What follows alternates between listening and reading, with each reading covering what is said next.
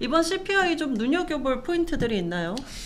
네, 뭐 아주 특이하게 거론할 내용은 없습니다. 근데 그래도 저희가 지금 오늘 조금 달아보면서 향후 어떻게 움직일 것인지 조금 예측을 해봐야 되기 때문에 복습 그리고 예습 한번 해보도록 하겠습니다. 네. 그 올 아이템은 지금 0.4 정도 나왔죠. 지금 화면을 조금 띄워주시면 감사드리겠습니다. 지금 세부 항목들이 이제 홈페이지에 나와 있거든요. 그래서 차트 보면서 같이 한번 해석을 도와드리도록 하겠습니다. 네, 우선 말로 한번 해볼게요. 네. 네, 우선 올 아이템, 그러니까 뭐 헤드라인하고 그리고 그 외에 근원 관련해 가지고는 뭐 저희는 아까 전에 에너지하고 푸드 부분 말씀드렸지만 물가 압력 부분에는 상당히 조금 도움이 됐었다. 하락 쪽으로 말씀을 드려야 될 것 같고요. 푸드 부분 그리고 에너지 부분 동의 전월 대비해서 약세폭을 보였다라는 것을 우선 정리를 해드리면서 넘어가도록 하겠습니다. 그리고 음식과 에너지를 제외한 나머지 아이템들을 보시게 되면 약 0.5% 정도로 전월 대비해서는 소폭 상승을 했다 이렇게 결과가 나왔는데요. 그 부분은 저희가 지금 하락을 계속하고 있는 부분이 있는 것인가 네. 혹은 새롭게 상승하고 있는 어떤 품목이 있나 이 두 가지만 보시면 될 것 같거든요. 네. 그리고 마지막으로 예습할 때는 앞으로 하락할 것이 있느냐 요것만 보시면 될 것 같습니다. 근데 지금 앞서 말씀드린 대로 지금 하락폭을 주도했던 것들이 예전에는 자동차 관련이었어요. 지금 제가 체크를 해놨죠. 신차 그리고 중고차 자 0.2와 2.8을 하게 되면서 지금 사실상 시장에서 약세 압력을 가리켰는데요. 중고차가 전월 대비해서 약 맨하임 지수로 약 4% 정도 올랐을 거예요. 그런데도 불구하고 지금 2.8% 정도 나왔다는 것은 레깅이 지금 되고 있다라고 보시면 될 것 같습니다. 그래서 뭐 다음 달이라든지 다음 달 정도에는 이 중고차 부분들이 바닥에서 조금 반등할 수 있는 여지가 있다라고 판단해 주시면 될 것 같고요. 여전히 중고차 부분에 약세는 지속이 되고 있기 때문에 전체 지금 자동차가 약 7% 정도 차지하고 있죠. 그래서 이 부분 상당히 큽니다. 그래서 이 약세 부분에 대해서 근원 인플레 쪽에는 상당히 좀 도움이 되고 있다 결론 내려야 될 것 같고요. 자, 제일 중요한 건 결국 쉘터 따져봐야 될 것 같은데 쉘터가 0.8%가 나왔죠. 전월 대비해서 좀 올랐습니다. 좀 올라서 0.1% 정도 올라서 이거 뭐야? 좀 하실 수가 있을 것 같은데 중요한 건 비중을 보셔야 될 것 같죠. 자, 25.25%를 차지하고 있는 게 바로 이 항목입니다. 오너들의 즉 집주인들의 설문조사 형식이 상당히 많이 포함된 조사 방식이기 때문에 이 설문조사의 특징 방식을 조금 이해를 하셔야 될 것 같아요. 어떻게 물어보냐면 집주인들한테 당신 지금 이 집을 렌트한다면 얼마를 받을 것이냐, 얼마를 렌트할 것이냐. 당연히 집주인들은 조금 높게 부르겠죠. 그렇겠죠. 당연한 겁니다. 네. 당연한 거기 때문에 상당 부분 좀 늦게 떨어지는 레깅 효과가 있는 상황이고요. 그 레깅 효과는 보통 1년에서 1년 6개월 사이 정도 그 사이에서 이루어진다고 과거 데이터상으로는 저희가 평균적으로 구할 수 있을 것 같고요.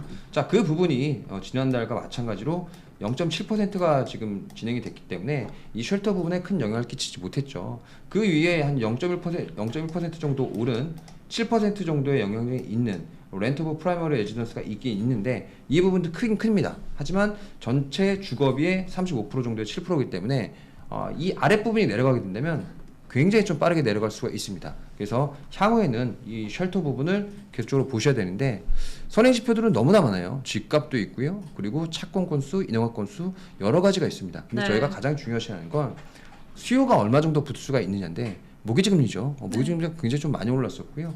이 모기지금리가 많이 오르다 보니까 모기지 신규 신청자 수가 계속적으로 급감을 하고 있습니다. 급감을 하고 있다는 건 주택 수요가 계속적으로 줄어들고 있다는 것이죠. 그러면서 하나둘 집을 세일하는 그 사람 수가 좀 늘어나게 되면 이 가격 압력에 당연히 노출이 될 수밖에 없고 이런 가격 압력이 하반기에는 계속적으로 나올 수밖에 없다는 것이 중론이고요. 그건 결국 집값의 중위값을 보시게 되면 되는데 이미 중위값은 고점 부분에서 굉장히 좀 많이 떨어졌고요. 이제는 최고 작년 대비해서 작년 대비해서죠. 이제 한 자릿수로 이제 복귀할 정도로 굉장히 좀 많이 상승 속도가 더뎌졌습니다. 절대값은 피크아웃했고 그리고 상승 속도 자체도 매우 줄어들었기 때문에 이 품목은 사실 뒤로 가면 뒤로 갈수록 낮아질 수밖에 없는 상황이에요. 그래서 그런 부분들을 좀 체크하게 되시면 제일 큰 품목인 34%짜리가 만약에 상승폭이 0.3%, 0.4% 이렇게 줄어들게 되면 굉장히 좀 큰 효과가 나오게 됩니다. 그래서 이 부분을 좀 집중하셔야 될 것 같고요. 그리고 제가 이거 6.4%라고 쳐놨는데 이거 저 순간 보고 깜짝 놀랐는데 비중치를 보시게 되면 0.5%죠. 사실 0.5%는 뭐 거의 의미가 없어 보입니다. 0.5%가 의미가 없어 보이고 여행을 많이 갔다는 겁니다. 여행을 네. 많이 갔다는 거고 국가 내에서도 그 대륙별로 조금 움직이는 수요가 있었기 때문에 이렇게 나왔던 걸로 추정하고요. 그리고 아까 전에 제가 좀 말씀드렸던 메디컬 부분이 있었습니다. 이 메디컬 부분도 직전과 마찬가지로 0.7 정도 마이너스가 나왔기 때문에 물가 상승 압력을 둔화시키는데 상당 부분 기여를 하고 있다. 약 6.5% 정도 되기 때문에 무시할 수 없는 수치입니다. 그래서 지금 현재 부분 그리고 미래 부분 전부 다 지금 현재 상황으로는 물가 압력이 둔화될 가능성이 높다라고 예측하는 것이 합리적이라고 보시면 될 것 같습니다. 네, 지금 물가 상승 압력은 둔화될 것이다라는 점을 확인을 했다. 뭐 전월 대비 수치 근원만 조금 올랐는데 시장이 지금 받아들이는 해석은 지금 뚜렷하지 않은 것 같거든요. 지금 시장 상황에 대해서는 어떻게 좀 받아들여야 될까요? 근데 제가 지금 시장을 못 봐서 어떻게 되는지 모르겠는데 뭐 시장은 지금 CPI 때문에 여러 가지 해석이 엇갈리고 있을 겁니다. 분명히. CPI를 보는 입장이 제가 아까 전에 서두에 말씀드렸다시피 제발 금융 긴축에 대한 것들의 기본 자세 있지 않습니까? 저희가 여태까지 해왔던 것들 그것들을 되돌리지 않게 하는 게 첫 번째고 그리고 금융 시스템을 보호할 수 있을 정도로의 여러 가지 압력이 없길 바라는 게 두 번째죠. 네. 그러니까 이게 섞여 있는 거죠. 이거 아닌 것 같아, 저거 아닌 것 같아 하면서 서로 롱숏 부딪히고 난리가 났는데 저 개인적으로 이걸 보게 되면서 무사히 지나갔다. 저는 그렇게 보고 있는 상황이고요. 앞으로 어떻게 될지 모르겠지만 지금 주식을 보시게 되는 게 아니고요. 지금 채권을 보세요. 채권을 보시고 이거에 대한 채권의 반응이 오히려 더 정확할 가능성이 높다라고 판단해 주시면 될 것 같고 주가가 오르는 것은 당연히 리스크 온에 대한 신호지. 이게 뭐 CPI가 너무 잘 나와서 연준의 긴축이 뭐 강해진다, 약해진다 그런 개념이 아니다. 네. 저는 그렇게 말씀드리고 싶습니다. 지금 10년물 국채 금리 봤을 때는 3.6% 돌파를 했다가 지금 3.58% 정도로 다시 내려와 있거든요. 네. 지금 10년물 국채 금리 상황을 봤을 때는 오늘 CPI 좀 무난하게 소화를 하고 있다라고 봐야 될까요?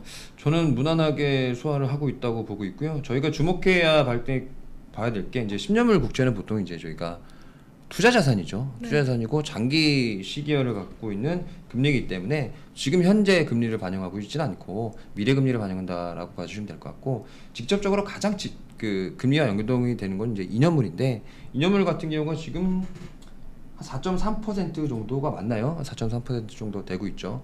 그렇다면 시장은 서서히 조금 금리 인상은 없을 거다라는 것을 약간 반영하고 있다. 오늘 지금 CPI 결과가 나왔는데도 네. 저는 그렇게 판단해야 될 것 같고요. CME 페드 와치를 한번 봐야 될 것 같은데 네, 지금 제가 네. 한번 볼게요.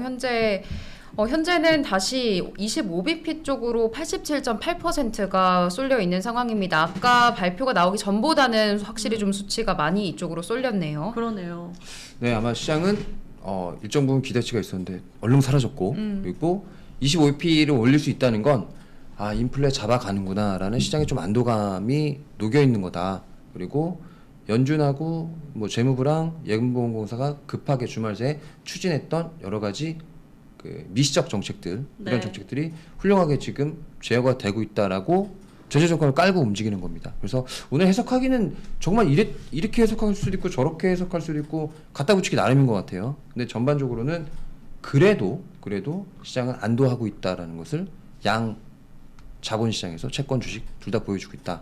그래서 저는 기쁘다라고 말씀드려야 될 것 같습니다. 오늘 CPI는 조금 걱정이 된다라고 네. 한 20여 분 전에 말씀하셨는데 그래도 크게 우려할 만한 상황은 조금 아닌 것 같다 네. 정도로만 네. 지금은 좀 해석을 해볼 수 있을 것 같습니다.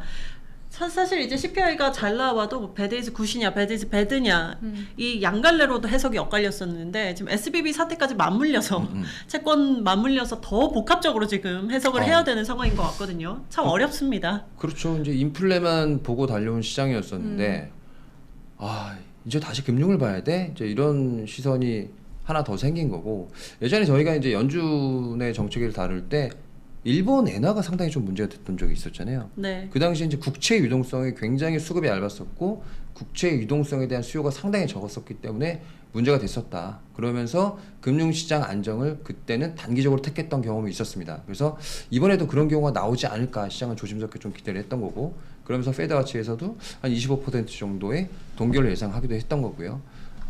그런데 국채 금리가 조금 안정을 찾아가면서 오르니까 안정을 찾아가는 겁니다. 지금 현재 오르는 게 오르니까 이제 시장은 다시 한번 금리 인상에 대한 부분을 조금 고려하기 시작했던 거고 다시 한번 인플레에 집중할 수 있는 시장 여건이 구비가 된 것 같다라고 판단하고서 저는 해석을 해야죠. 네.